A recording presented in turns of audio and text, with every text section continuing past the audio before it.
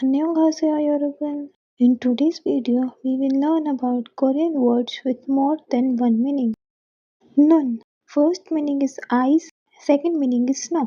For example, 눈이 예뻐요. Eyes are pretty. 눈이 아파요. My eye hurts. 겨울에는 눈이 많이 와요. It snows a lot in winter. 눈이 와요. It is snowing. 다리. First meaning is bridge, second meaning is leg. For example, 제 친구가 다리 위에 서 있어요. My friend is standing on the bridge. 다리 아래에 강이 있어요. There is a river under the bridge. 다리가 아파요. My leg hurts. 다리를 다쳤어요. I hurt my leg. 머리. First meaning is hair, second is head. For example, 긴 머리를 좋아해요. I like long hair. 머리를 잘랐어요.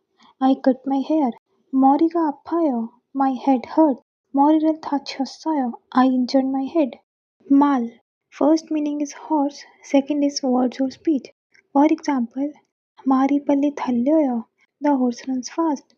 저는 말을 좋아해요. I like horses. 무슨 말을 했어요? What did you say? 좋은 말을 해주세요. Please say something nice. 밤. First meaning is chestnut, second is night. For example, 밤을 먹어요. I eat chestnuts. 이 밤은 맛있어요. This chestnut is delicious. 밤에 공부해요. I study at night. 밤에 영화를 봐요. I watch movies at night. 차. First meaning is car, second is tea. For example, 차를 타요. I take the car. 차가 너무 많아요. There are too many cars. 차를 마셔요. I drink tea. 따뜻한 차를 마시고 싶어요. I want to drink warm tea. 풀. First meaning is glue, second is grass. For example, 풀로 전기를 붙여요. I glue the paper.